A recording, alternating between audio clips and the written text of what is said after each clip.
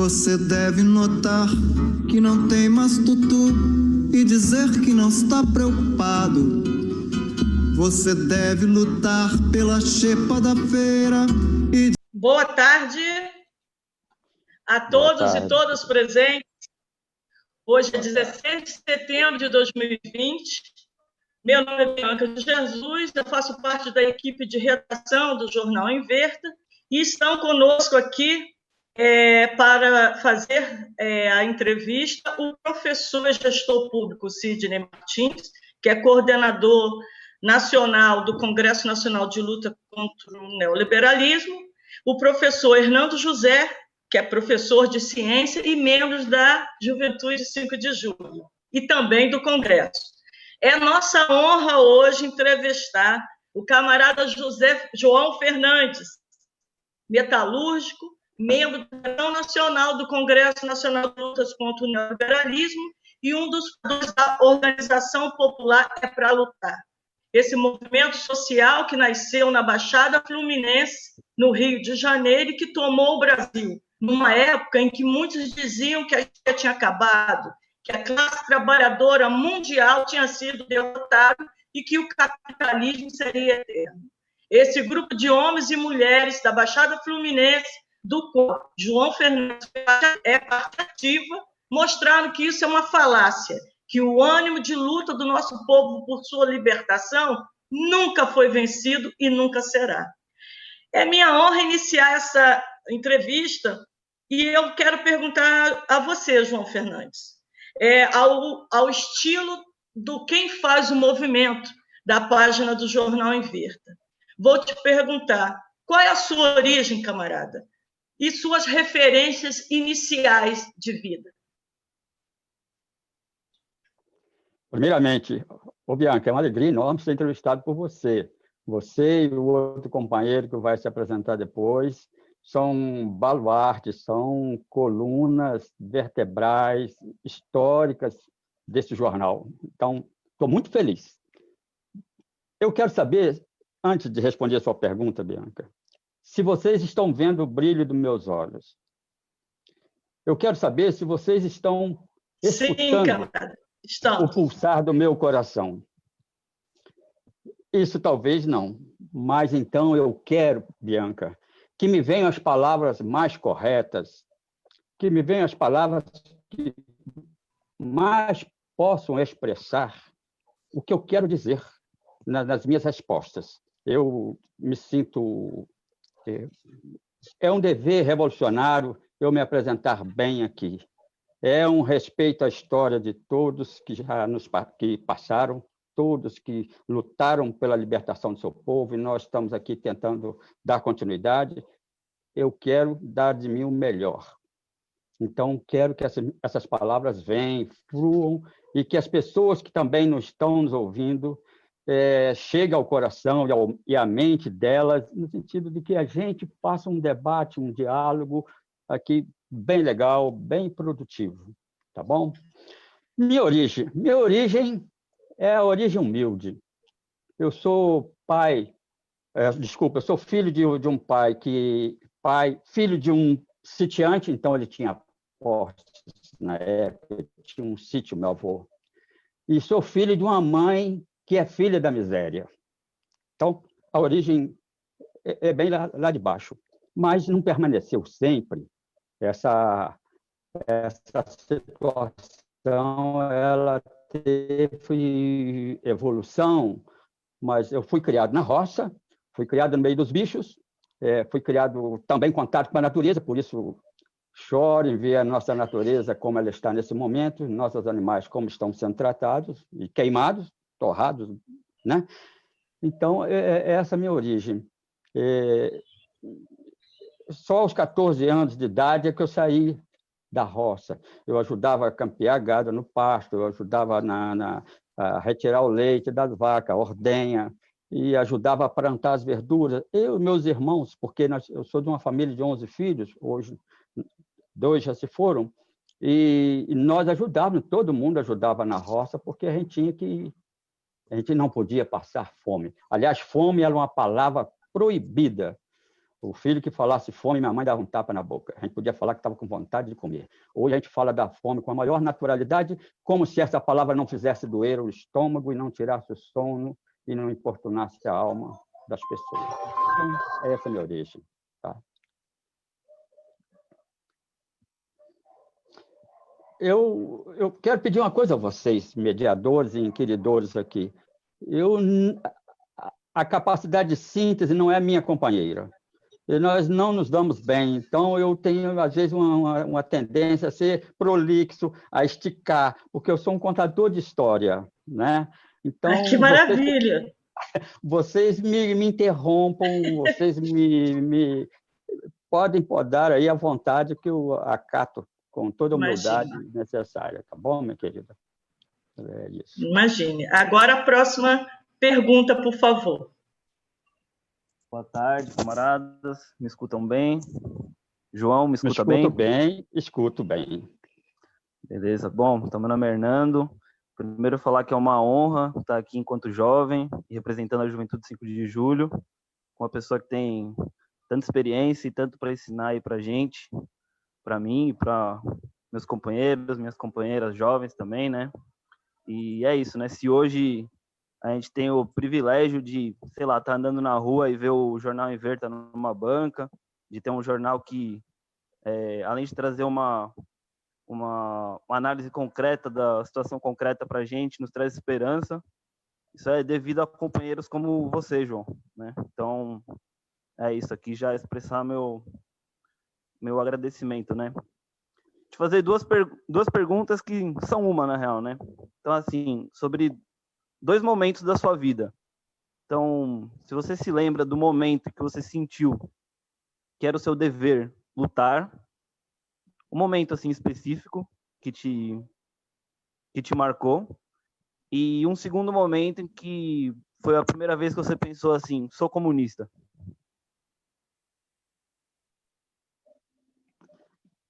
Rapaz, eu me preparei para essa sua pergunta. E se não tivesse um representante da juventude nessa banca aí, eu ia protestar. Nós temos que falar com os jovens. O novo sempre vem, não é, Hernando? O novo sempre vem. Então, é muito bom ter um jovem aí. Nós precisamos falar com jovens, porque nós teremos que, pelo menos, produzir os que vão nos substituir. É a tarefa nossa. Tem aí... Tivemos um pequeno congelamento da imagem do nosso entrevistado e vamos aguardar que ele possa retomar.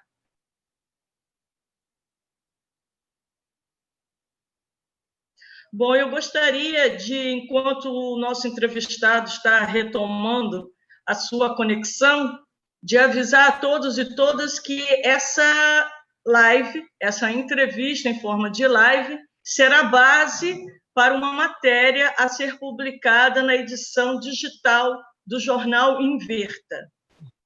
E, mais uma vez, lembramos a todos que, nesse período de pandemia, o jornal Inverta não está indo para as bancas em sua versão impressa.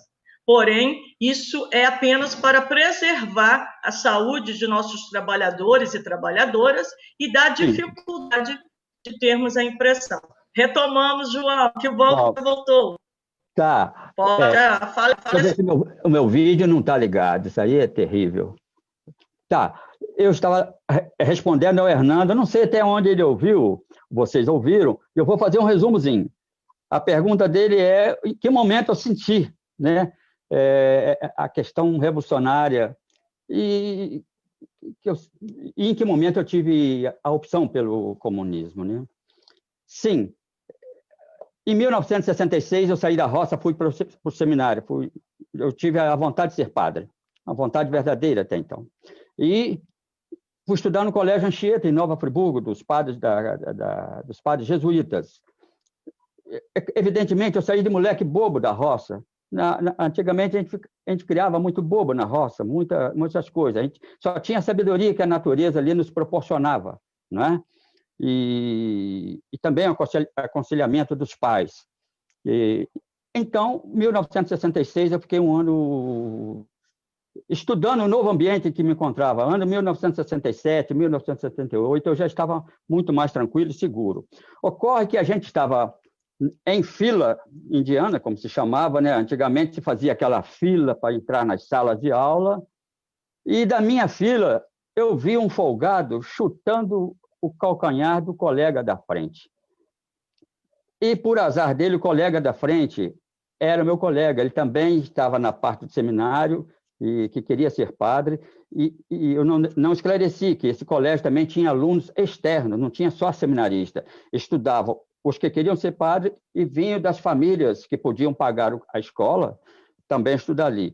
E eu fiquei observando que o moleque ficou toda hora tocando, chutando o calcanhar do colega da frente. Eu me descontrolei, eu saí da minha fila e chutei o moleque, joguei o moleque para fora daquele ato, interrompi aquela covardia dele. Ali, Hernando, depois eu refleti, por que eu fiz aquilo? Naquele momento, estava configurado que eu não gostava da injustiça, que eu abominava a covardia e que eu iria assumir um lado, o lado dos mais fracos.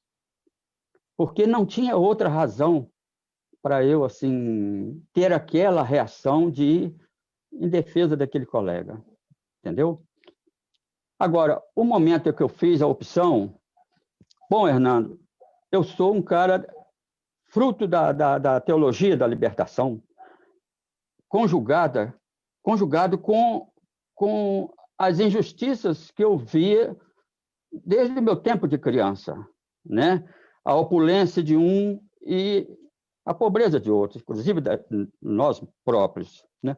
E isso foi criando questionamentos, né? Eu não sei o momento exato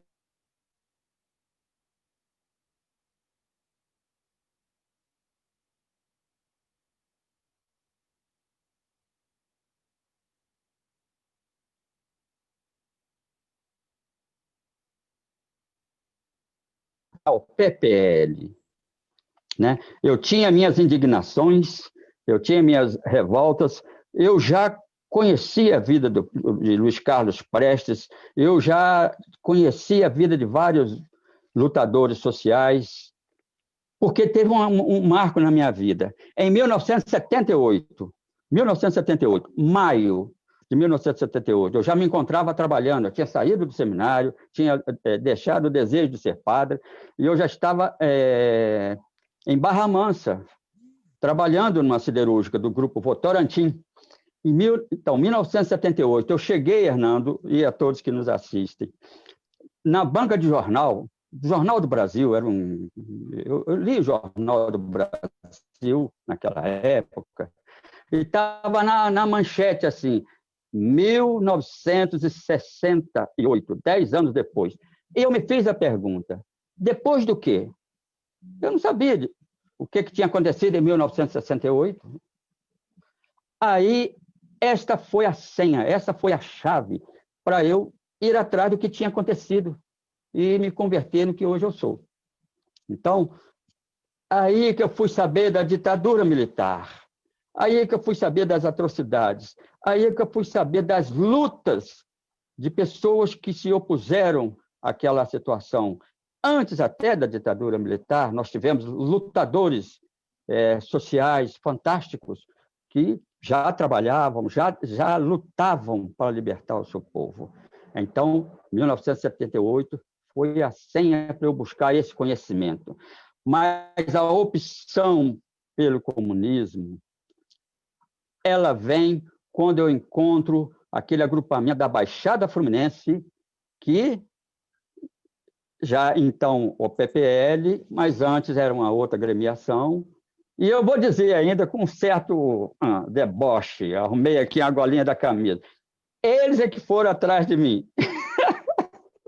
Foi uma honra para mim, porque eu já militava na realidade, eu já combati o bom combate dentro da igreja via teologia da libertação.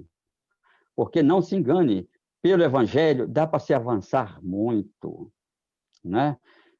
O marxismo, ele está aí com uma ferramenta para a gente entender essa realidade, mas eu já combati bons combates, já venci algumas batalhas, que se desse tempo eu contaria, só usando o capítulo 25 de Mateus, nas palavras de Jesus Cristo. Né? Estive com fome, me deste de comer, estive com sede, eu já botei pregador para correr usando esse capítulo 25, bastou isso. Agora, Fernando, para chegar além, que é para a gente não viver da caridade, para a gente não viver, só a catequese não resolve. Aí, sim, o materialismo histórico, aí sim vem Marx todo para a minha vida, naquilo que eu pude absorver pelas leituras e pelos ensinamentos desses bravos companheiros que me conquistaram para a causa deles e nossa, aí nós precisamos do marxismo. João, então, aproveitando essa resposta sua... Sou um comunista convicto. Camarada João Fernandes, está me ouvindo? Sim.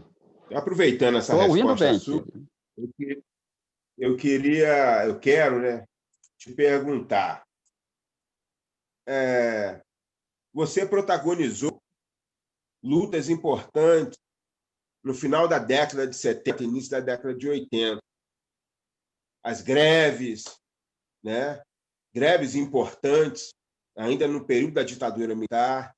Eu queria que você falasse um pouco disso para nós. Qual foi a importância disso para você, junto à classe operária, desenvolver essas lutas e o que isso representou e representa para você? Sidney, eu comecei a trabalhar em Barra Mansa na fábrica do Grupo Votorantim e foi ali que eu conheci um padre português e que me introduziu na teologia da libertação. Por conta disso, do meu envolvimento na teologia da libertação e por eu ter assumido um lado numa eleição sindical do Sindicato dos Metalúrgicos de Volta Redonda, que tinha um pelego histórico lá, né? Um traidor da classe operária. Eu fiz campanha, acabava o expediente, eu trabalhava direto com o diretor da empresa, não era na sala dele, mas eu tinha acesso à sala dele, o diretor industrial. Mas na campanha dos metalúrgicos, dava a hora de ir embora, eu batia o cartão e ia para dentro das fábricas. Eu conversava com os operários lá dentro das fábricas, né? É claro que eu não tinha ali a ideia de que eu não seria descoberto nisso, mas eu tinha que aproveitar aquele momento. Então, eu pegava material do sindicato, dobrava em papel pequeno, ia para dentro da fábrica e eu era muito querido, porque é uma questão, a gente tem que saber falar com a classe trabalhadora. Todo ano era eu quem fazia a declaração de imposto de renda. Imposto de renda era feito tudo à caneta, né? E eu, todo ano, era destacado para fazer a declaração de imposto de renda daquelas pessoas todas. Então, eu tive acesso a eles, eles passaram a gostar de mim. Então, eu entrava nas diversas sessões, ali eu já tinha amigos e entregava o papel. Pois bem, isso custou a minha demissão, evidentemente. Então, eu vou para Itaguaí. Itaguaí, eu entro no grupo Gerdau, também siderúrgica, em Santa Cruz, né? Na Zona Oeste. Ali, eu começo numa função mais baixa e com 1 ano e pouco eu já estava sendo mestre de produção. Mas eu fazia um trabalho na igreja e eu quero ressaltar que toda vez que eu saía de uma cacetada que o capitalismo sempre dá na gente, quando a gente ousa discordar dele, eu já saía jurando que não ia mais entrar nesse negócio, não ia mexer mais com esse negócio de política. Mas tantas vezes eu prometi a mim, tantas vezes eu me traí. Eu não conseguia ficar alheio ao ambiente externo tão necessário de voz e tão necessário de organização. Então, dentro da Igreja Católica, eu me destaquei como um organizador popular, pelas mensagens que eu dava e pelo caráter, estou fugindo um pouquinho da sua pergunta, mas vou chegar lá, Sidney, pelo caráter internacionalista que eu já tinha um perfil lá nas pregações da igreja, eu já falava do apartheid na África. Eu falava da Revolução Nicaragüense. Mais tarde, eu passei a falar da Revolução Cubana, porque me apaixonei, entendeu? Mas lá dentro da igreja, eu já colocava a questão do Nelson Mandela. Eu me lembro que um dia eu falei daquele guitarrista chileno, Vítor Jara, né, que teve as mãos amputadas. Eu que comuniquei a notícia, né, disso, nós estávamos na ditadura militar. E, com isso, nós conseguimos formar um grupo e nós conseguimos assumir a Federação das Associações de Moradores de Itaguaí. Aí a luta começou a ser organizada fora da igreja. E ali eu tive um parceirão, que era Mário Domingos. Eu conheci esse rapaz tocando violão para as canções na igreja, tocando violão, e depois nós trouxemos esse rapaz com a discussão, falando, e pela generosidade dele, trouxemos o rapaz para a luta, e foi importantíssimo. Então, nós participamos das greves, sim, e fizemos comércio fechar as portas com a nossa passagem. Por quê? Porque naquela época, Cid, o movimento sindical, principalmente a CUT, era respeitada.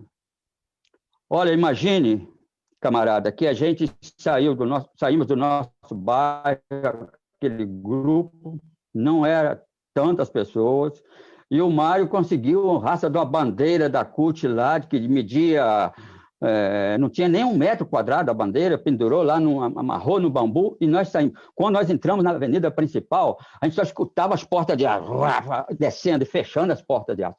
Então, o movimento sindical, principalmente a CUT, se fazia respeitar.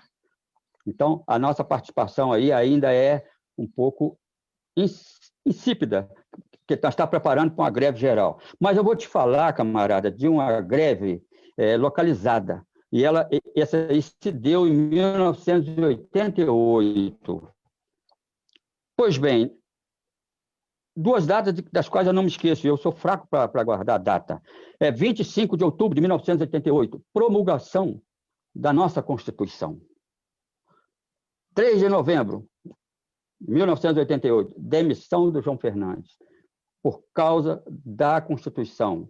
Vou explicar. A Constituinte nos dava a prerrogativa de nós que trabalhávamos cada semana em um turno, chama-se em turnos, né?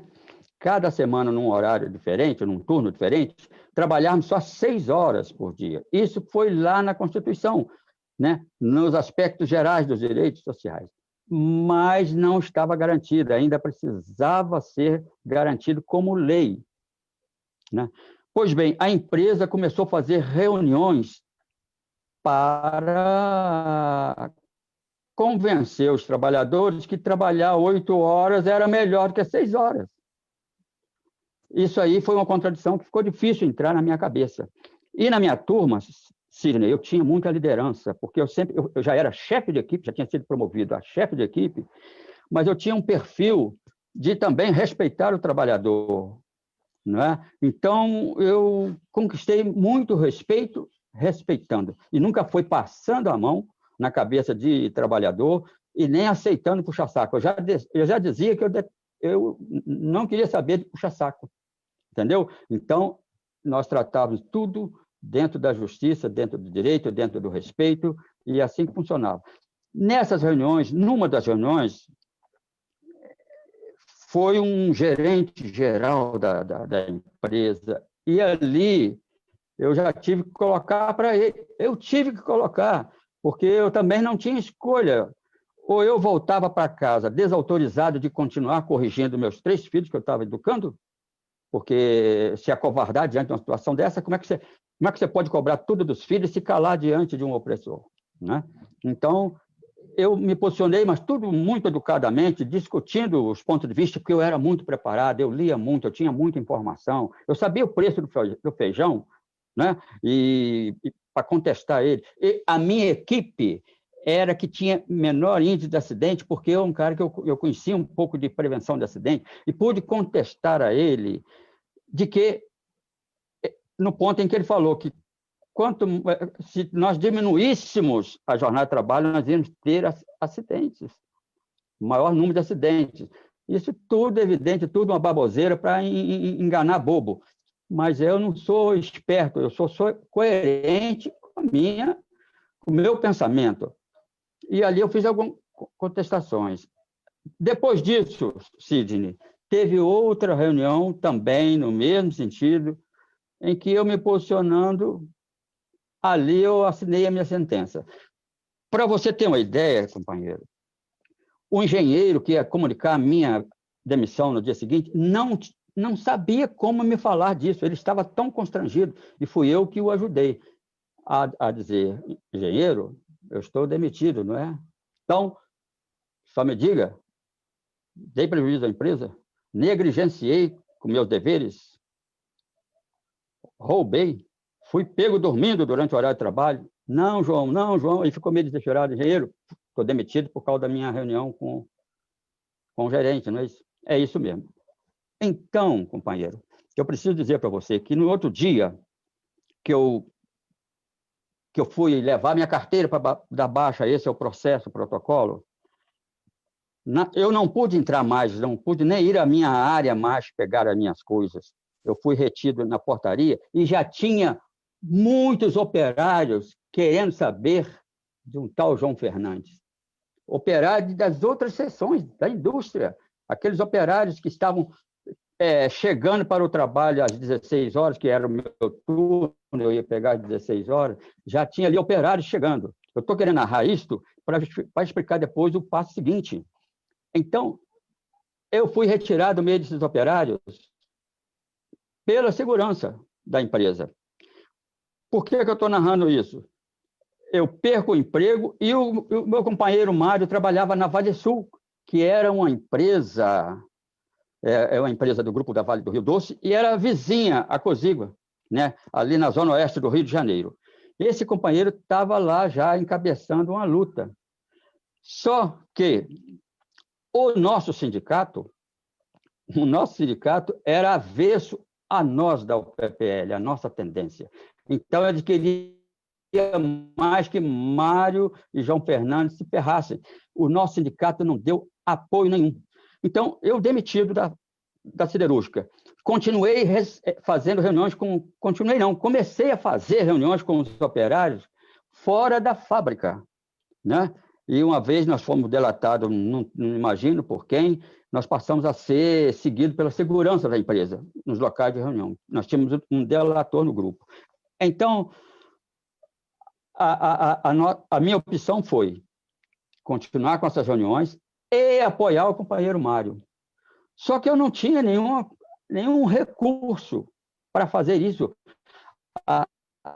O sindicato, que era o dever e a obrigação dele fazer, ele que tinha os recursos. Então, eu comecei, para ajudar o companheiro Mário, eu comecei a fazer cartazes. Eu trabalhei com um rapaz que era estilista, né? E ele tinha a letra muito bonita, eu pedi para ele fazer desenhos. Eu ia trazer alguns aqui, até para mostrar, que é uma oportunidade da gente ver como é que era feita a luta naquele tempo. O cartaz feito assim, precariamente, e o companheiro Mário distribuía lá. Só que lá dentro houve um acirramento da greve e o Mário ficou praticamente sozinho como liderança. O que acontece? Esse maluco aqui, junto com o Mário consegue um uniforme da Vale Sul, de operário da Vale Sul, eu me visto de operário da Vale Sul, eu entro no ônibus que coletava os operários da Vale Sul, entro na Vale Sul e fico 3 dias dentro da Vale Sul como se um funcionário fosse da Vale Sul e apoiando o Mário nessa briga. Eu tinha muita preocupação de ser descoberto, porque daí o pau ia ser grande, né? A pauleira ia bater na minha cabeça pesado, porque olha o que eu estava fazendo. Eu não tinha vínculo nenhum com a empresa, estava lá uniformizado e andando por dentro da empresa.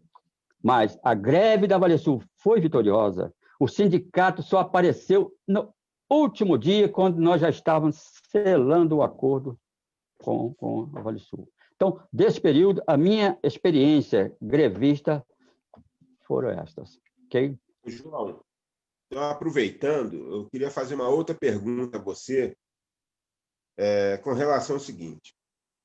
A década de 80 foi um momento também muito efervescente da luta da classe trabalhadora e dos movimentos sociais e populares no Brasil, né?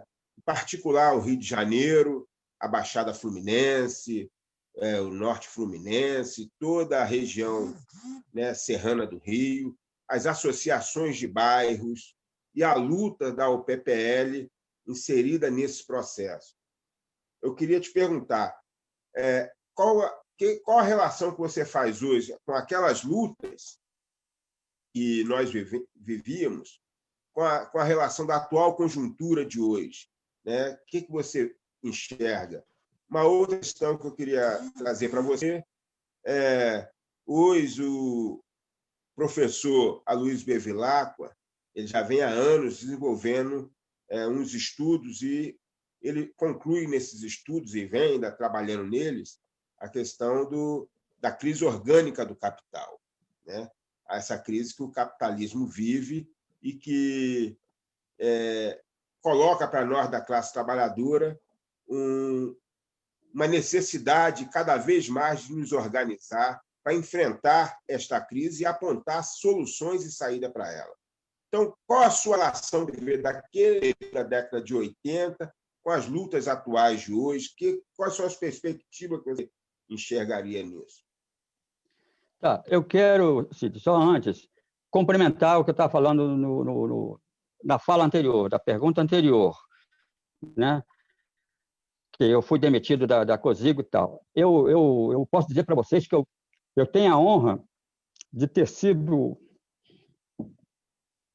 objeto de uma das coisas que eu mais admiro e desejo ver, que é a solidariedade operária. Os operários têm que se ajudar. Quem tem que custear a nossa luta somos nós. Os operários têm que se ver como iguais, pois, camaradas e as pessoas que estão nos ouvindo, durante meses, aqueles colegas de trabalho que eram subalternos a mim, durante meses, eles iam à minha casa para saber se eu estava com a minha conta de luz paga, se a conta de água estava paga, se tinha alimentação na minha mesa. Então, eu tenho isso como um troféu para mim, porque eu consegui ter o sentimento de solidariedade daqueles trabalhadores. Tá. A sua pergunta, camarada, as diferenças são astronômicas. Como você falou, aquele momento, a gente estava num momento de efervescência, a gente conseguia convocar reuniões, e eram reuniões presenciais. Olha, um exemplo, esse companheiro Mário, dada a nossa luta lá em Itaguaí, uma vez ele foi abordado na madrugada por 2 soldados, e esses soldados o ameaçaram de morte e queriam jogá-lo lá no Rio Guandu, um rio famoso da região. Pois depois eles resolveram liberar esse camarada, o Mário. Mas o Mário não aceitou. Ele falou, não, vocês me acusaram, vocês me abordaram, vocês me ameaçaram de morte, agora vocês têm que me entregar a uma delegacia, porque eu tenho que ser preso. Ele peitou os 2 PMs e, de fato, os PMs não tiveram outra alternativa, teriam, mas sem violência, a levá-lo à delegacia. Pois esse camarada ficou à noite lá pregando contra o sistema penitenciário, contra o capitalismo, e os policiais civis chegaram, olha, vocês pegaram um tubarão, isso aí não é peixe pequeno, não. Aí quiseram soltar o Mário. Mas aí o Mário também, mais uma vez, fez uma exigência. Eu só saio daqui com a companhia do companheiro João Fernandes. Então, vou eu lá de madrugada para a gente sair, lavrar o nosso protesto. Saímos e convocamos de imediato uma manifestação, Sidney, na praça de Itaguaí, contra a violência. Então,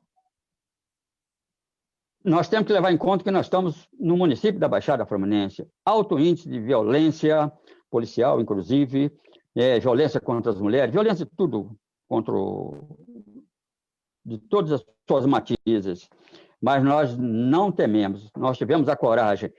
E o mais importante, no dia da manifestação, a rádio local ficou a manhã inteira alertando o povo para não comparecer, e o povo compareceu. E lá estava o povo na praça lotada para protestar contra a violência policial. E lá estava, você mencionou aí o professor Aloysio Bevilacqua, lá estava o Luiz, estavam vários companheiros da UPPL. E vou fazer um parênteses nesta aula do papel da violência na história, porque eu estava comandando o ato lá, e do microfone eu fiz menção aos policiais que estavam todos em volta, cercados. Eu disse que, olha, os policiais estão aí para garantir a nossa segurança. Um absurdo o que eu falei.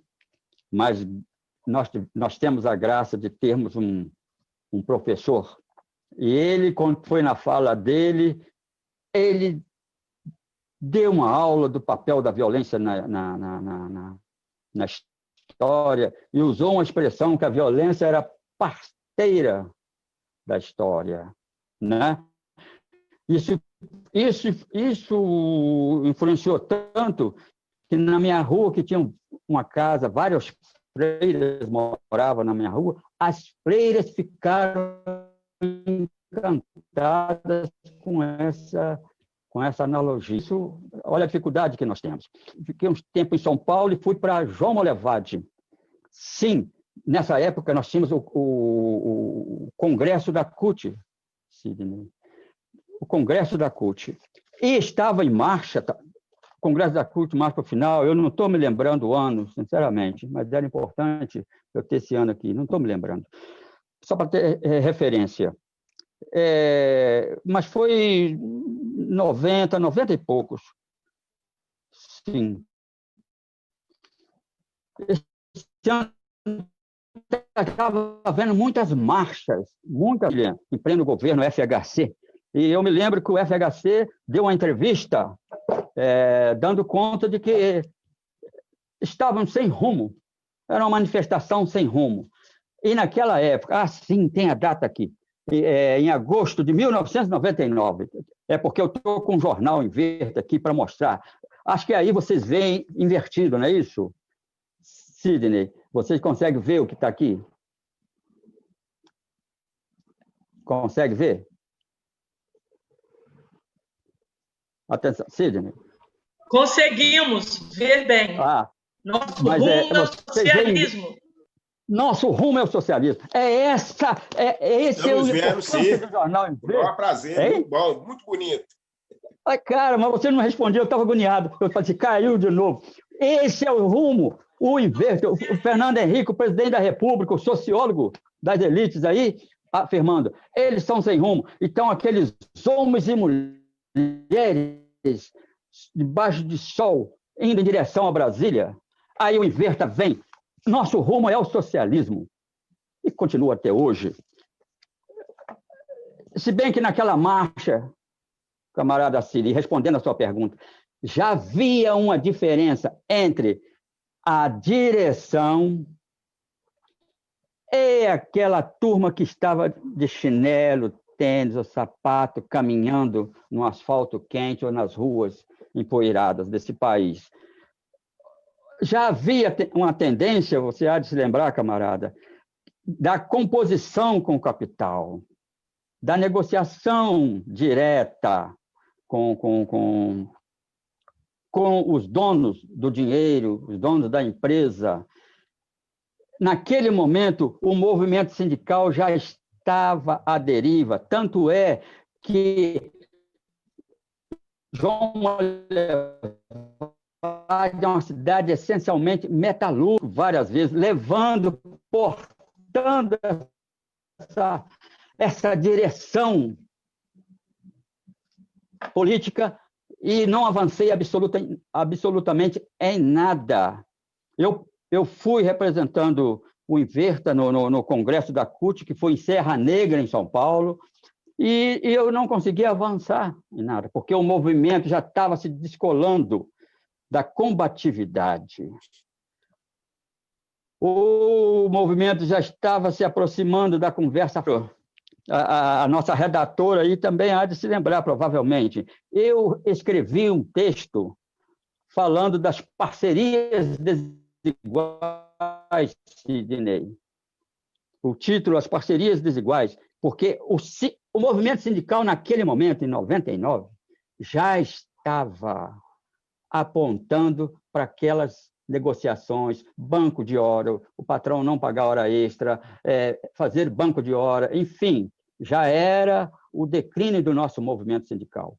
E eu fiz o artigo denunciando isso e terminei, me lembro até hoje, e terminei com uma estrofe do Mário Quintana, que tem o mesmo título, As Parcerias Desiguais. A estrofe é a seguinte: gato do mato e leão, conforme combinado, juntos caçavam corças pelo mato. As corças escaparam. Resultado, não escapou o gato. Verdade absoluta, camarada. O leão comeu o gato e nosso sindicalismo está nessas condições que estamos hoje. Nós não tivemos uma voz forte e organizada para combater o golpe contra a presidente Dilma Rousseff. Não tivemos uma voz forte e organizada para apoiar o ex-presidente Lula na sua luta. E não tivemos sindicatos fortes para sequer levantar assim, uma poeira de luta contra o desmonte dos direitos sociais. A Dilma, capitaneada pelo senhor Temer e dando prosseguimento ao senhor Bolsonaro. Então, hoje, o que nós temos de sindicalismo? Nós tivemos eleição da CUT há pouco tempo. Não se vê nada, não se vê movimento nenhum. Então, a diferença é enorme. Sobre a crise orgânica do capital, está aí. Nós temos aí o retrato nas ruas, nós temos o retrato em todo lugar em que vamos, e temos ainda um retrato que, às vezes, nem sempre é perceptível. É a decadência moral da nossa sociedade. E não estou falando de moral, sob o ponto de falso moralismo, não. Hoje, a violência está assustadora. Hoje, a ameaça aos que pensam diferente está assustadora. Então, a crise do capital está nos levando a isso. Mas, como dizia Marx, o burguês cria o seu coveiro. Eu tenho para mim que a classe operária, a classe trabalhadora, ainda vai se juntar. Ela provavelmente está esperando aí pelas lideranças que estão aí colocadas, mas já sente que não vai poder contar com essa gente. Nascerão líderes fortes, destemidos, corajosos, e que sejam capazes de unir a classe trabalhadora para a gente romper com essa crise orgânica que nos afeta, nos assola, nos atormenta a todos nós. Tira a essência do Brasil como país, como nação, né? E deixa o nosso povo à mercê de toda sorte de desgraça. É isso. Camarada. Você mostrou agora há pouco aí essa edição aí histórica do Inverta, né? Eu te fazer uma pergunta sobre o Inverta. Você chegou a participar junto com o camarada Luísio, a doutora Analice, o camarada José, da fundação do jornal, né? Como foi o processo e a campanha para a fundação do Inverta? Rapaz, é por isso que eu gosto de jovem, rapaz. Eu me preparei para essa pergunta sua. Alguém tinha que me fazer essa pergunta, porque eu queria esnobar uma situação aqui em defesa do Inverta, rapaz. Você me dá, com a sua pergunta, uma oportunidade de mostrar a força desse jornal. Eu estava em 1990 em São Paulo, fiquei lá 6, 7 meses só, né? Era tempo de Collor confiscando poupança, e a família estava em Além Paraíba, eu tinha uma filha com diabetes, e com a minha ausência, era diabetes assim, emocional, ela se alterava muito, e, enfim, e eu, inseguro com a situação econômica, eu não podia, a empresa queria levar minha família para lá, mas eu fiquei me perguntando se ela a traria de volta, não é? E eu fiquei muito inseguro nessa situação e eu preferi voltar para onde estava a família. Então, esse preâmbulo da formação da Fundação da Inverta, eu não presenciei. Mas vou te contar uma coisa fantástica, jurando, não quero mais saber desse negócio de política, né? Porque tinha sofrido bastante, né? Mas as contradições nos convocam. Num determinado dia, me chega lá o professor Aloysio Bevilacqua, com os jornais, me apresentando isso, me apresentando essa ferramenta. Era o jornal Inverta, rapaz. Tá, fiquei ali com algum material. Eu trabalhava de segunda a sexta, e na rua da fábrica, onde eu trabalhava, aos sábados tinha uma feira. Então, eu falei, vou levar esse jornal para a feira. Mas não queria entregar a esmo, porque eu não tinha tantos assim. Eu botei o Inverta em cordel, rapaz. Eu amarrei uma corda de um poste a um outro ponto, lá na entrada da feira, e pendurei literalmente, com esse negócio de pendurar roupa no varal, tal, aquele negócio que eu esqueci o nome aqui agora. Pendurei os jornais e ficaram ali. O jornal pendurado, eu já tinha uma banquinha ali para receber a quem se interessasse pelo jornal e discutir. Olha, Hernando, Além Paraíba era uma cidade essencialmente operária. Lá tinha uma estação da rede ferroviária e lá tinha uma escola do Senai, né? Que ensinava, então, tornearia, fresa, e preparava os meninos para serem os futuros operários. E ali, aquela cidade foi um foco de comunistas no passado. Aquela rede ali foi um ninho de comunistas. Aqui, como em Juiz de Fora, onde eu estou hoje, é uma cidade onde tem várias unidades do Exército, e a tortura foi muito violenta, foi muito forte, e respingou em Além Paraíba, né? E sorte, ali passaram pessoas que já tinham a presença comunista lá naquela cidade, na rede ferroviária. Então, apareceram algumas pessoas, e eu comecei a conversar com essas pessoas. Hernando, eu preciso abreviar, porque como contador de história, eu não sou nada, não consigo fazer assim, nada na corda, desse Inverta, porque não era o João Fernandes, eu quero deixar isso sempre claro, era a ideia, era a ideia materializada ali naquele jornal, pendurado na cordinha. Nós assumimos a Federação das Associações de Moradores, daquele jornal pendurado. Nós fomos fortes no Conselho Municipal de Saúde, tá? Fomos combatentes lá, conseguimos juntar gente e aglutinar discurso. Nós passamos a fazer reuniões e elegemos 2 lutas. Foi um conselho do camarada Aloysio. Veja aí o problema que aflige mais. De repente, a ecologia, que tem um rio, realmente passa um rio lá que divide o estado do Rio com o estado de Minas, e deu essas dicas, e eu me pus a pensar e vimos que o transporte coletivo era um absurdo, que o sistema de saúde era precaríssimo. Então, começamos a combater essas 2 frentes. Mas nós fizemos reunião, nós fizemos grupo, nós nos Nós nos organizamos, porque isso aqui é um organizador social. O jornal é um organizador. Nós nos organizamos. O fato é que combatemos o bom combate.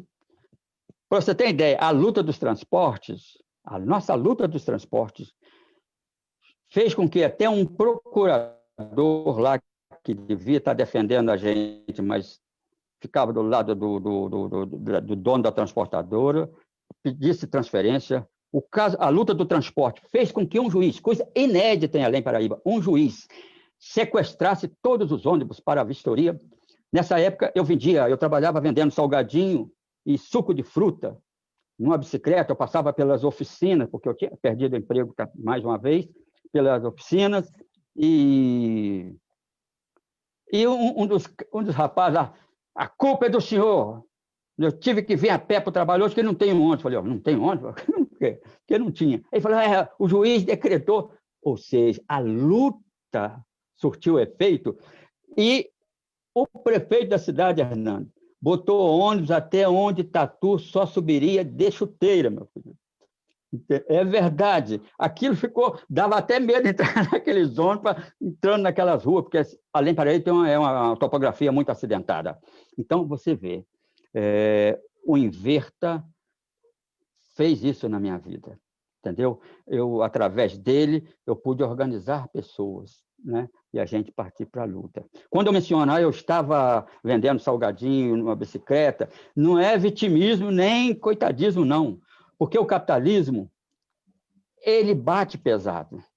O capitalismo, Hernando, ele me botou nessa bicicleta, o capitalismo me fez gastar, entre Volta Redonda e Barra Mansa, toda a sola de um chinelo procurando trabalho. O capitalismo me fez mudar de cidade, mas tem uma coisa que ele não fez. Ele bateu numa face só, porque a outra eu não ofereci para ele. Então, não me rendi. Eu permaneço achando que a sociedade tem que se transformar. E o agente da transformação da sociedade é a classe trabalhadora. É nisso que eu acredito. Eu respondi a sua pergunta. Respondeu, companheiro. Muito bom. Ô, João. Então, tá bom. Desculpa aí, tá? Ô, João, vou te fazer mais uma pergunta. Eu estou também muito emocionado. O Jornal Inverta, de fato, ele provoca isso com a gente, né? Ele nos emociona, nos impulsiona para a luta e nos dá energia.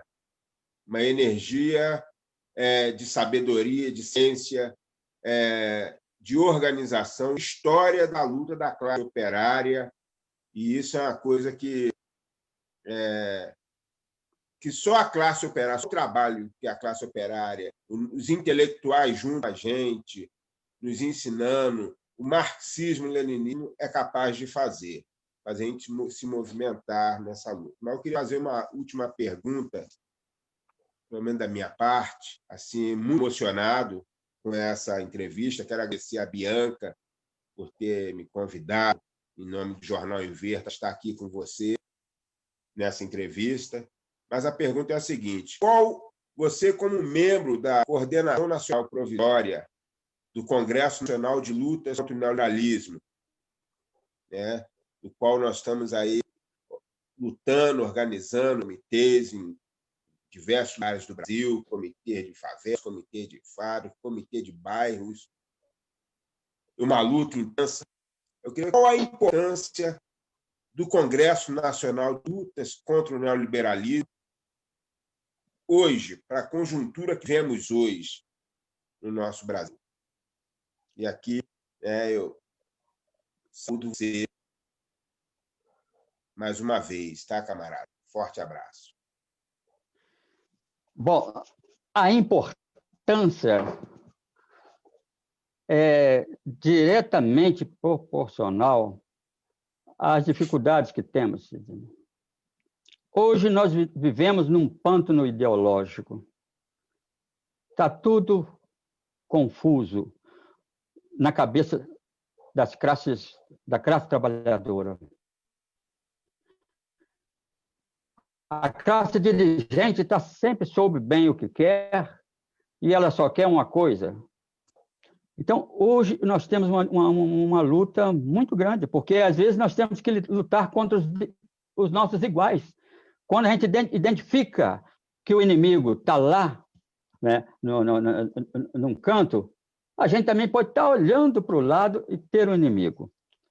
Hoje, nós perdemos, né, os organizadores populares, né, aqueles que se colocam na frente do povo para dar uma direção para o povo, estão muito distantes da realidade. Veja bem, a igreja acabou com um segmento da igreja acabou com a teologia da libertação, e o resultado disso é que o crescimento dessas igrejas pentecostais, empresas que catam dinheiro sem o menor constrangimento do trabalhador. Então, hoje, quem está lá nos bairros, quase que com discurso, né, com direito de fala, é essa gente, né? Os nossos sindicatos, como já abordei, estão tudo dentro das suas salas e não tem mais trabalho de rua, não tem mais trabalho nas empresas. Os partidos políticos, é esse quadro que nós vemos, né? As forças repressoras ganharam ainda mais força, né? Nós estamos agora em plena pandemia, sem a possibilidade de irmos ao encontro do povo onde o povo está. Então, o Congresso Nacional contra o neoliberalismo é da maior importância e é irreversível. Eu ouso dizer, nós vamos ainda dizer em alto e bom som, todo o poder ao Congresso Nacional de luta contra o neoliberalismo. Mas, para isso, nós temos que construí-lo.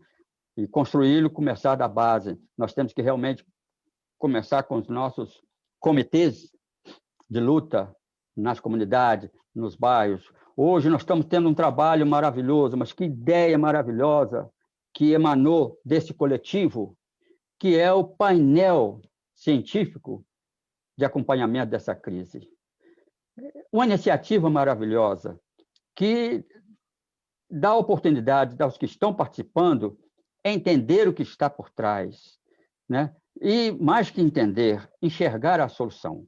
A solução ela vai ter que ser construída coletivamente, mas essa construção coletiva só acontece se as pessoas se encontrarem, se as pessoas discutirem, se as pessoas acreditarem nas pessoas, né? Então, esse congresso, esses comitês, nós temos que realmente partir para a formação deles, e assim que acabar a pandemia, porque é no campo onde eu me sinto melhor, é lá na base. Assim que acabar essa pandemia, nós temos que ir com toda a nossa força, com toda a nossa coragem, com toda a nossa generosidade, com toda a nossa paciência e humildade para ouvir o povo, porque a cabeça do nosso povo, todo esse tempo, foi lavada, né, e colocada outras coisas. Então, eu tenho a esperança, tenho a convicção de que nós vamos chegar a isso, né? O Congresso, nós vamos chegar a um Congresso agora que já está próximo, né? E eu já convido as pessoas, entram na página do Invertas, as pessoas que estão me acompanhando lá no grupo Lutador, que é apenas uma causa pessoal minha, mas as pessoas de boa vontade que quiserem conhecer melhor, comecem a frequentar a página do Inverta, vejam frequentar lá o que já tem de realizado nesses painéis de acompanhamento da crise. Tem pessoas fantásticas, nós temos intelectuais comprometidos com o povo para ajudar o povo a pensar. O povo não precisa de ter uma tutela, não precisa de ter um tutor que fale em nome dele, mas ele precisa de alguém que o ajude a pensar, que o ajude a refletir, que o ajude a compreender o processo histórico, né? Que o ajude a descobrir o que aconteceu em 1978, né? Que é 1968 e por aí afora. A minha descoberta foi com uma pergunta, uma manchete de jornal, mas eu fui buscar também juntos aos intelectuais que estão aglutinados nesse coletivo maravilhoso e que passaram para mim conhecimento e a minha experiência, a minha origem operária contribuiu para que hoje eu tivesse essa compreensão. A compreensão de que só organização popular, a compreensão de que só com lideranças fortes, a compreensão de que só com referências. Você me perguntou sobre referências. Camarada, antes de eu me juntar a esse agrupamento, eu já conhecia a vida do Luiz Carlos Prestes, né? Eu já conhecia a vida de vários combatentes sociais, mas nós temos referências que estão aí no meio de nós ainda, que nós precisamos nos pautar nossas atitudes, vê-la também como exemplo de coragem, como exemplo de luta, como exemplo de abnegação, porque também a luta não vai ser fácil, não, companheiro. Desculpa se eu não fui objetivo.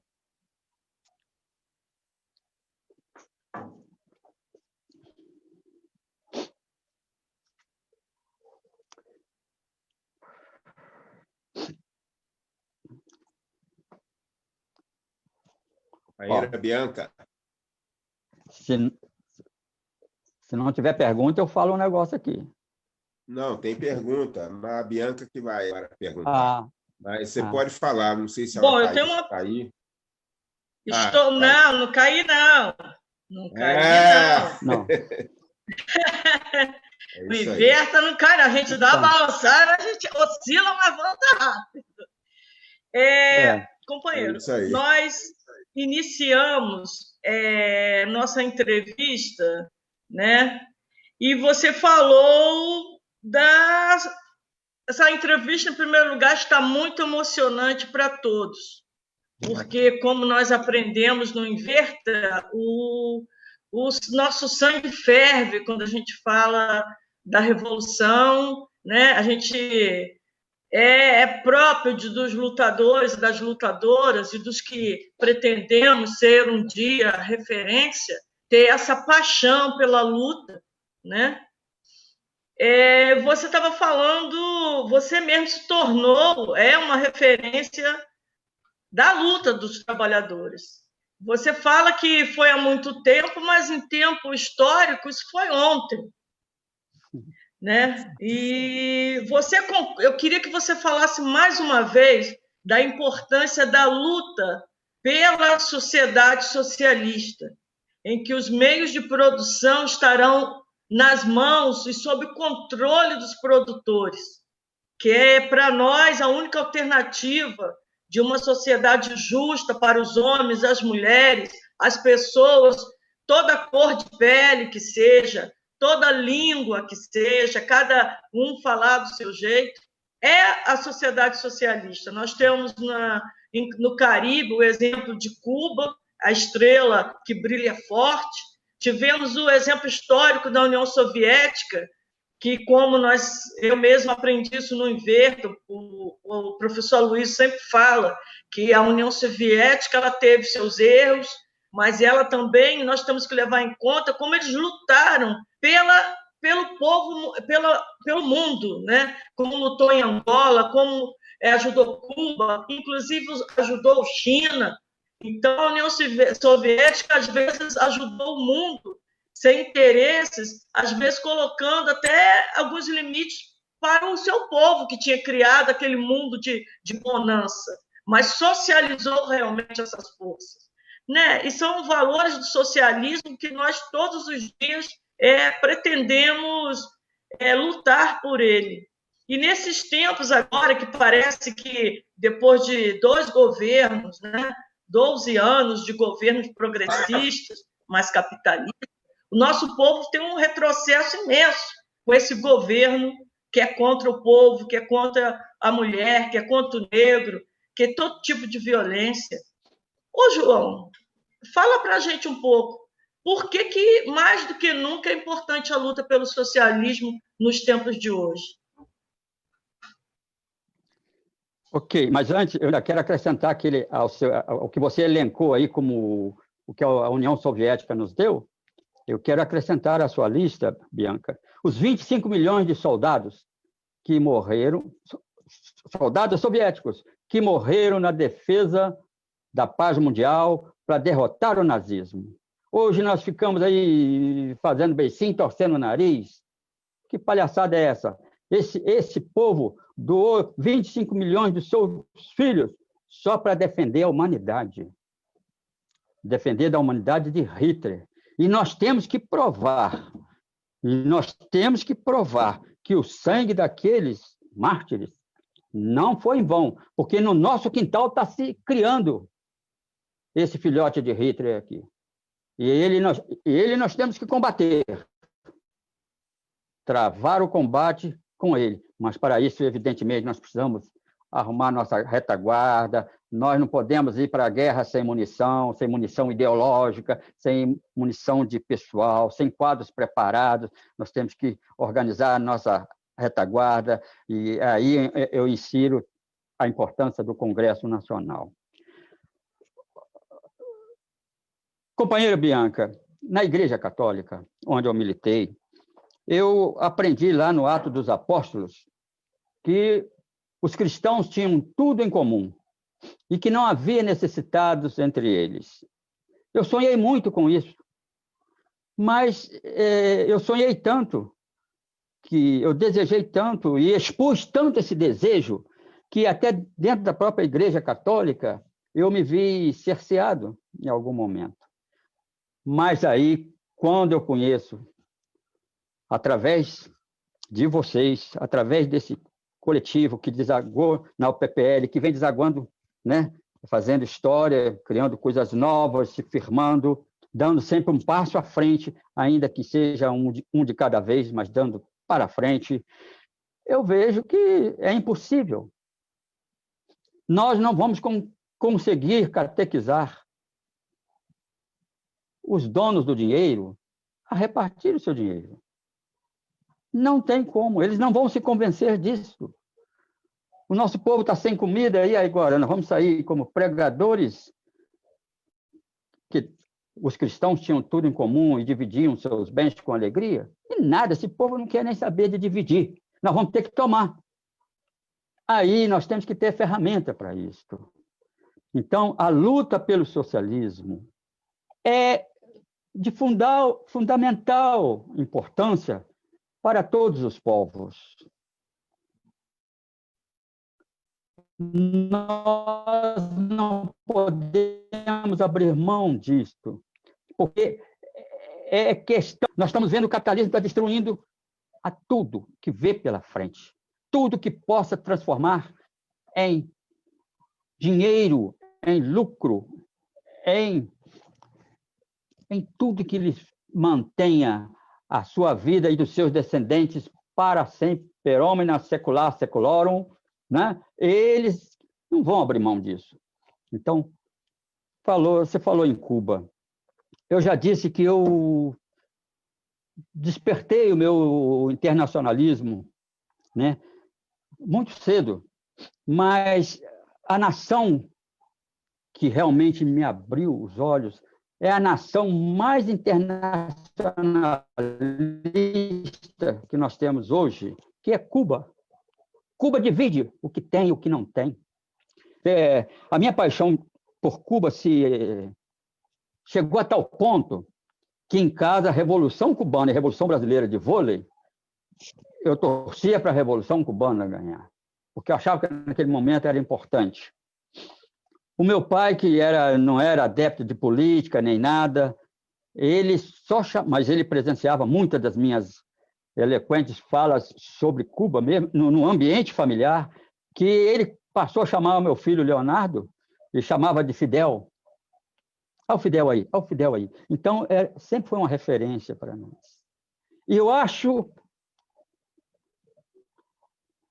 eu tenho certeza, Bianca, que a humanidade deve a Cuba um ato de desagravo por tudo que esse povo e seus governos do tanto que eles são agredidos no passado, presentemente, ainda continuarão a ser. Eu não verei isto, mas eu torço muito para que a humanidade que vem,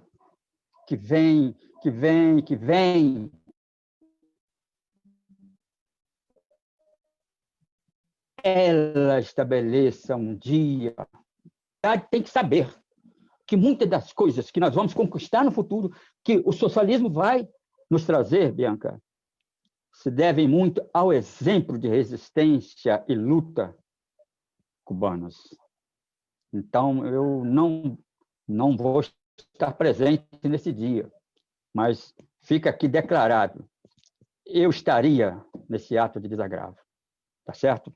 Então, a luta pelo socialismo é o que deve nos mover, porque não há racionalidade na acumulação, não há racionalidade na exploração do homem pelo homem. Não há racionalidade, como não há racionalidade na exploração do homem, da mulher pelo homem. Já vamos falar já em outro nível da discussão. Não há nenhuma racionalidade nisso. Então, a única ferramenta é o socialismo. Como vamos fazer isso? Nós temos que discutir com o nosso povo, nós temos que levar para eles o que já pensamos e ver o quanto o povo aprova, o quanto o povo adere, o quanto o povo vai se deixar preparar e também dizer que está preparado para nós implementarmos essa luta. E essa luta não é fácil, mas nós temos para nos alimentar o sangue, a honra, a dignidade de todos os combatentes que nos antecederam. Eu acho que enquanto tiver uma criança passando fome, será motivo da luta pelo socialismo. Respondi um pouco, companheiro? Respondeu, camarada, respondeu mesmo. E nós queremos, já que a nossa luta é coletiva, nós queremos saudar a presença de vários camaradas, homens e mulheres que fazem essa luta conosco, que nos dão sustentação, que são referências. Então, queremos saudar aqui o professor Luiz Bevilacqua, a Júlia Pereira, queremos saudar a Osmarina Portal, que é a companheira imprescindível, a juventude, queremos saudar Beatriz Moraes, que é da Juventude 5 de Julho, aqui do Rio de Janeiro, a companheira sua, camarada, você conhece muito bem, a Rosemary, de Itaguaí, e vários outros companheiros. Sidney também tem outras saudações, se quiser falar, Sidney, a hora é essa.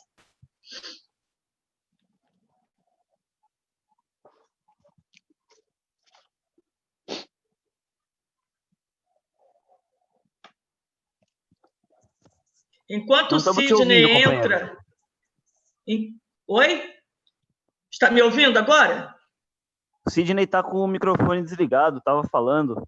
Ah, certo. Eu vou continuar algumas saudações aqui, que é a equipe da Redação Verde está aqui conosco. Só um minutinho, Sidney. Saudar a presença da Márcia Mascarenhas, do Júlio César de Freixo Lobo, do Jerônimo, né, que é o nosso querido Gerry, do Jorge Ferreira e de todos os camaradas aí, que eu vou me focar aqui, nem sempre dá para falar todos. Sidney, é contigo agora. Eu quero saudar aí a Juventude 5 de Julho, né, pela sua presença aqui na live com a gente e pela sua presença nas redes sociais. Quero saudar os camaradas do Congresso Nacional de Lutas contra o Neoliberalismo, de todos os estados que estão participando dessa live, muito importante, né? E aí vários outros companheiros. Quero saudar aí os camaradas que têm acompanhado o João Fernandes nessa batalha que ele está vivendo agora, que estão participando dessa nossa entrevista histórica, e dizer que foi uma grande satisfação, estamos muito honrados por essa entrevista, por essa grande liderança que representa o Congresso Nacional de Luta contra o Neoliberalismo. João Fernandes, toda a força e luta. Estamos juntos, camarada.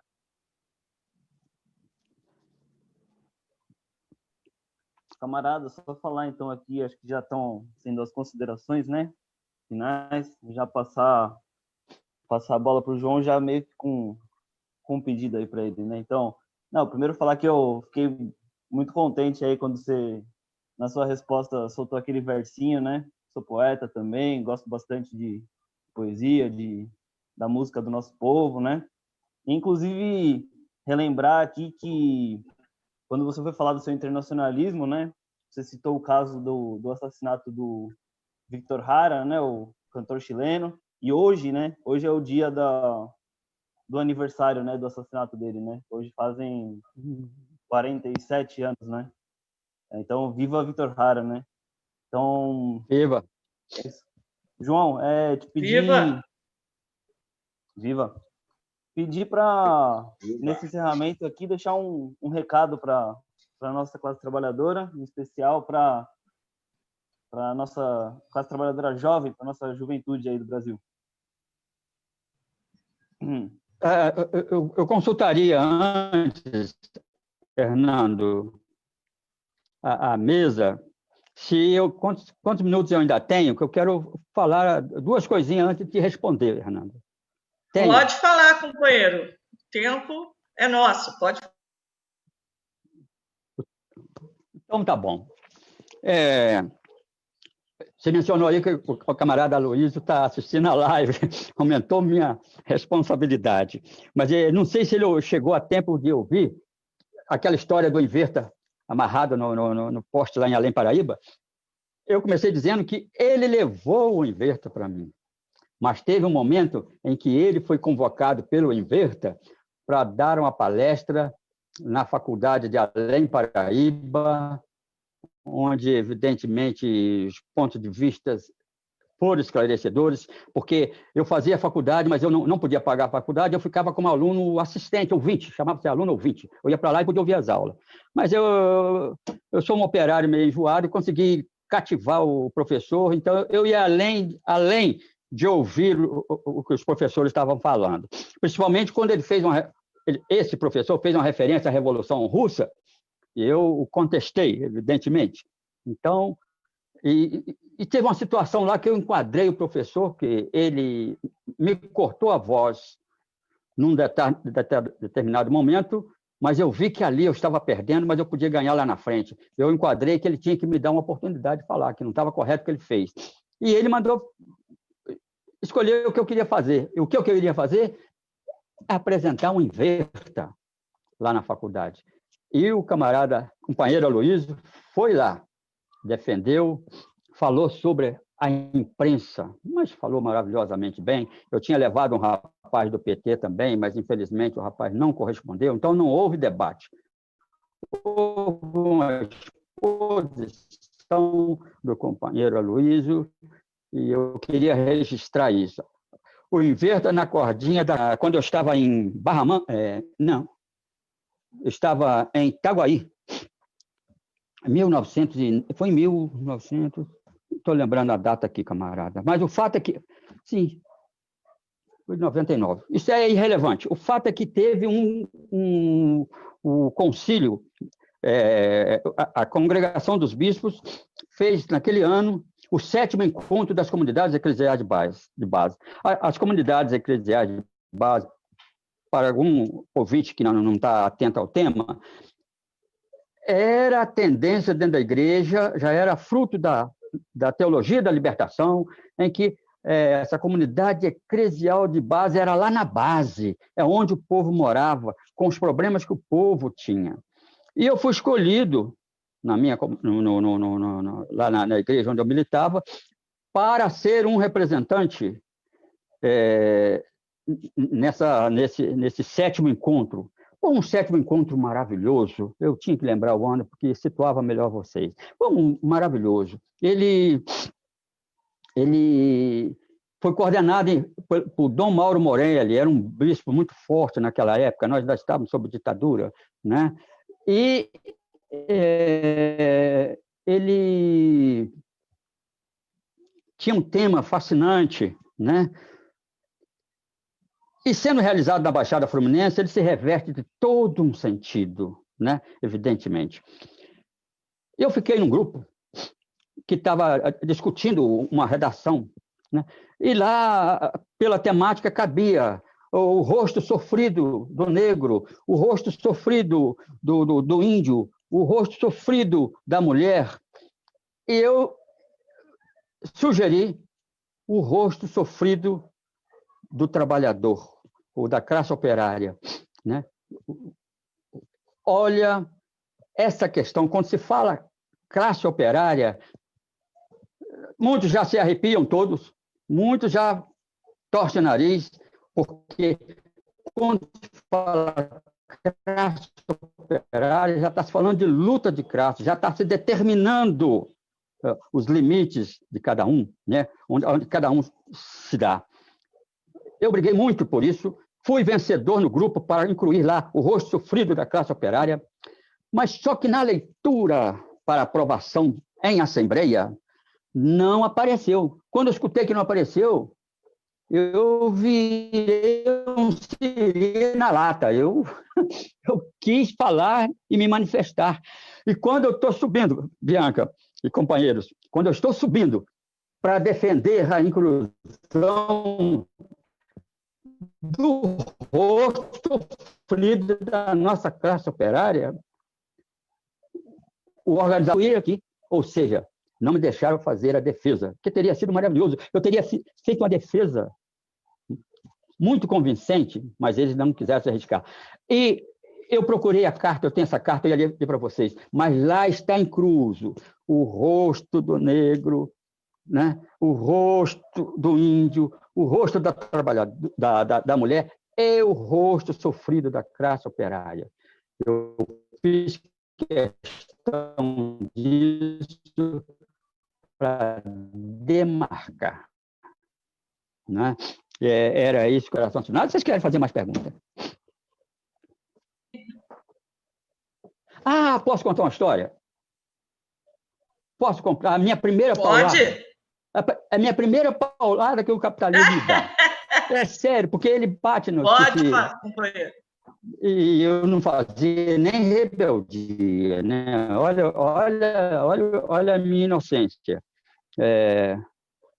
Sim, em 1977, 78, 79, eu fazia faculdade em Barra Mansa, né? Era uma faculdade particular.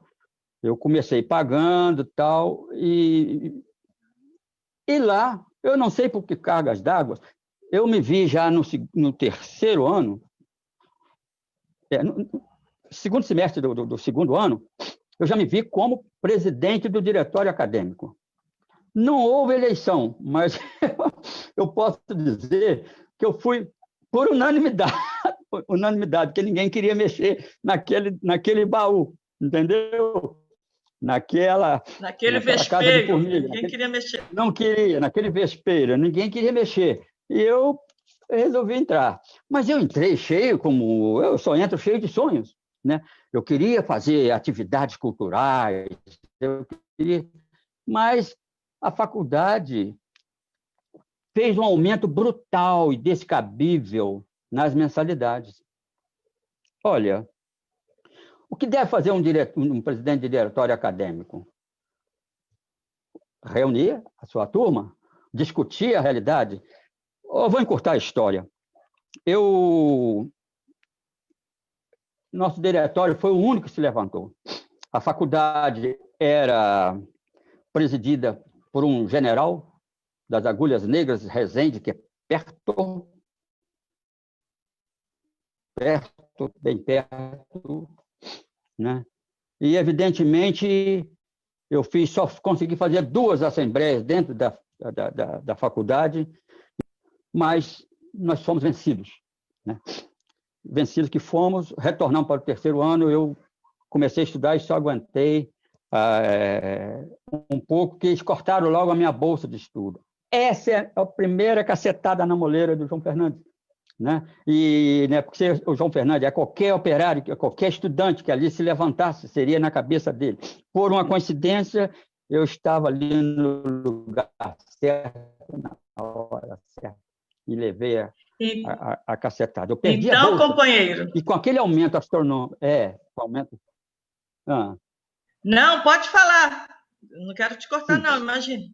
Sim, eu perdi a bolsa e eu não pude fazer a faculdade. Por isso é que meu curso de faculdade foi interrompido. E quando eu falei lá da questão da classe operária, no documento da SEB, eu vou mostrar para vocês aqui uma nota de 100 Córdobas. Deixa eu arrumar aqui o meu colarinho. Aqui. Dá para ver, Bianca? Dá para ver, sim. A defesa da classe operária, de constar essa palavra operária, não foi nada demais, fez de mim a se aproximar um nicaragüense e me deu essa nota de lembrança. E explicou para mim que quem aparece aqui nessa nota foi o cara que assassinou Sornosa. Então, eu tenho para mostrar para vocês. Guardo ainda com muito orgulho. Certo. Tá, certo, camarada. Agora queremos que você dê a mensagem ao povo trabalhador, à juventude trabalhadora, porque é nessa linha mesmo, é contigo mesmo, João. Tá. Bom, não pode ser outra coisa. É luta. Nós não temos mais nada a oferecer. Nós não temos passagem para Miami, não temos mais nada. Nós só temos a oferecer luta. A juventude vai estar aí procurando o seu caminho, né? Tivemos lideranças históricas na época da juventude, representando a juventude. Hoje nós estamos carentes, mas o novo sempre vem. Eu aprendi com esse coletivo, a dialética. Então, vem o novo e a juventude, nós vamos... Olha, eu estou muito confiante que quando terminar essa pandemia, nós podemos nos olhar uns nos outros, lá no para eles, e eu tenho certeza que eles também estarão sedentos de ouvir, porque nós temos agora uma campanha eleitoral para a prefeitura. Quem vai se envolver com isso? Muito pouco, né? Isso aí não vai trazer movimento nenhum que vai resolver o nosso problema, né? Nós temos que ver o que nos interessa. O que nos interessa é a libertação da classe trabalhadora. A juventude, ela pode se encantar com os nossos argumentos, ela está aí desencantada com a realidade que vive e que lhe espera pela frente. Total desencanto com isso. Quem é que pode olhar para o nosso país hoje e ver, sentir algum sentimento de brasilidade? Nenhum. Nós não temos forças armadas, nós não temos governo, nossas indústrias de ponta entregue aos lacaios, nós temos aí o nosso conhecimento científico vendido, né? Nós temos as nossas reservas de pré-sal já entregues, mas nós não temos nenhum sentimento de brasilidade. Mas será que se nós tivermos capacidade de oferecermos a essa gente que a gente vai encontrar lá uma oportunidade de que isso não é o fim e pode ser o começo? Eu estou acreditando nisso. Então, eu quero convocar, presunção demais, eu quero convidar a quem está nos assistindo a participarem do painel de acompanhamento da crise, né? A participarem de comitês onde estão já organizados e se mobilizar para organizar um comitê de luta contra o neoliberalismo, porque é disso que se trata, é o neoliberalismo que está aí. O nosso professor, já universal, professor Aloysio, com o seu livro A Crise Orgânica do Capital, e falando da educação, ele mesmo faz questão de dizer que é uma criação coletiva. Então, esse livro está mostrando uma entrevista que ele fala do livro, foi como se um machado assim na minha cabeça abrisse e esclarecesse uma nebulosidade, né? Qual seja, os donos, os endinheirados, a elite, né? Que eles preferem falar o mercado financeiro, mas esse mercado financeiro, para mim, fica genérico demais. Nós vamos atrás do dono do dinheiro, que a gente vai saber onde está o endereço dele, onde está o endereço, o dinheiro dele. Eu gosto de falar dessas coisas mais concretas. O mercado financeiro é o mercado. Fica essa coisa assim, né? Não. É esse povo que a gente vê na televisão, às vezes, embora eles se escondem muito, porque eles têm os seus capachos para falar por eles, mas nós vamos um dia identificá-lo, e justiça será feita. Então, eu quero convidar, veja na página do Inverta as datas, quando tem o painel de acompanhamento da crise, se inscreva, adquira mais em casa, para ler, para estudar, para participar. Olha, que nós estamos, não sei quanto tempo nós estamos aqui, mas nós estamos bastante tempo. É uma entrevista com o João Fernandes, mas poderia ser um troço muito maior, né? No sentido de aclarear a cabeça do nosso povo, no sentido de deixar claro, né? Nós temos que passar a senha do conhecimento para o nosso povo. Então, eu estava falando do livro, o livro me abriu essa compreensão. A elite, ela já está estudando um meio de dourar o capitalismo mais uma vez e nos fazer de trouxas. Não caiamos nessa, juventude. Não caiamos nesta, povo que está aí na rua lutando. Não virá nada novo dessa gente. Isso aí é uma situação em estado de total decomposição e putrefato. Ainda não está morto, né? Ainda não está morto, mas a classe trabalhadora que tem que se organizar para dar esse golpe final. E não será fácil, porque toda a força está com eles. Nós temos uma história dos nossos heróis, nós temos a história passada dos nossos líderes, dos nossos mártires, para nos levar para frente para a luta, né? E nós construirmos assim uma compreensão, né, que traga de novo o nosso povo, que faça o nosso povo se abrir à nossa proposta e acatar esse processo que é único, que a luta é o único que é capaz de resolver o nosso problema. A luta pelo socialismo. Não vem com outra história de carochinha, porque não dá para engolir mais. Nosso povo está sofrendo demais, Bianca. Está muito ruim. Obrigada, camarada.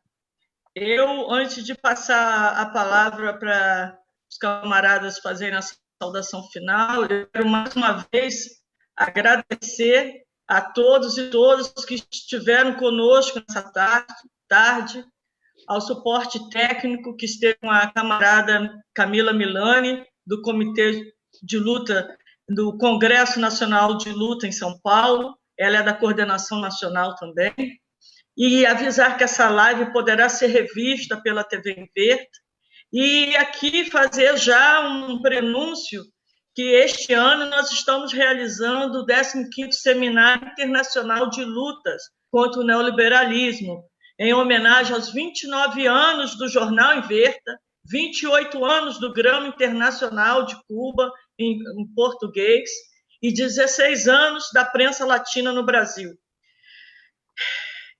Nós estamos aqui vendo a participação no nosso evento da presidenta da cooperativa, Jaqueline Alves, da camarada Georgina Queiroz, a camarada Zezita Matos, camarada Ireno, camarada Isaac, Gelson, a companheira Simone Fernandes, o camarada Denis, o companheiro Furiati, e tantos outros aqui, que nós vou dar lembrando aqui, por exemplo, temos aqui a Graça Sena, né?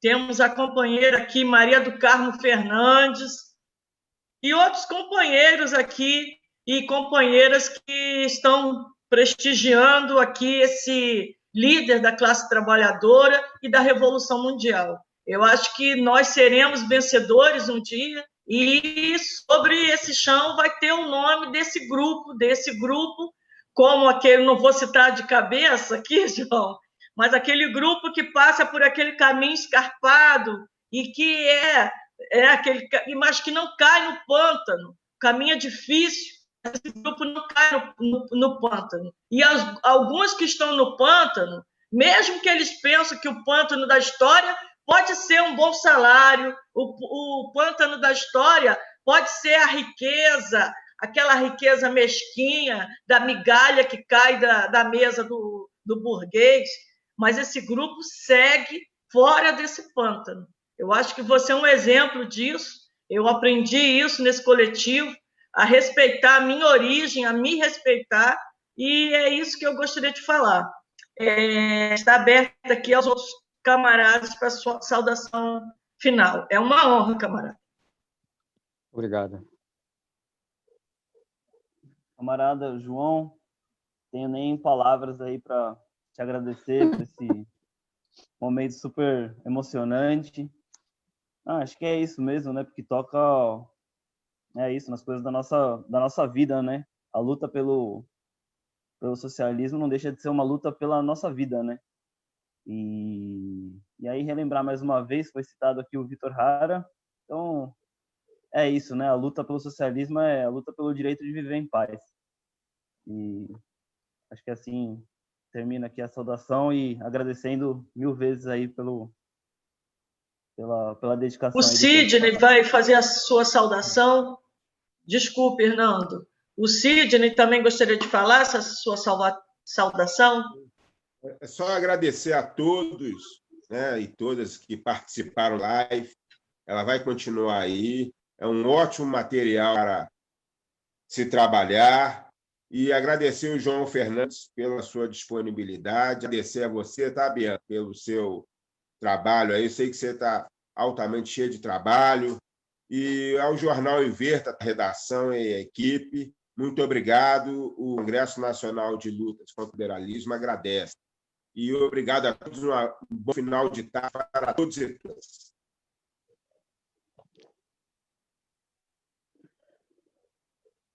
Como dizem, né, no Inverta, né, o João? Pessoal aí que a gente não sabe quem é, ousar lutar, ousar vencer. Ousar lutar é ousar vencer, com certeza. Venceremos! Venceremos! Venceremos! Venceremos! Muito obrigado pela oportunidade, pelo carinho de vocês.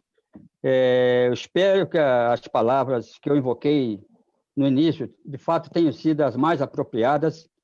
Se não forem, fica sempre a oportunidade de a gente corrigir no futuro. Eu cometi muitos erros na vida pessoal, erros na vida política, mas a outra face eu não cedo para esse capitalismo bater, entendeu? Então, isso aí é inegociável. Estou fechado com a luta pelo socialismo. Pela minha função lá na empresa, eu poderia ser hoje um homem muito bom, né? Eu poderia ter outra oportunidade, mas eu optei por essa. E é nessa que estou. E é nessa que eu vou terminar. Muito obrigado.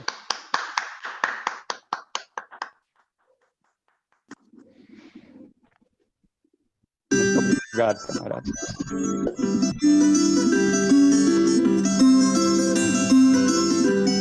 Vocês desligam aí que eu não consigo desligar. Poder vivir, poeta Ho Chi Minh, que golpea de Vietnam a toda la humanidad. Ningún cañón borrará el surco de tu arrozal, el derecho de vivir en paz. Indochina es el lugar más allá del ancho mar donde revienta con genocidio y napalm. La luna es una explosión que funde todo el clamor, el derecho de vivir.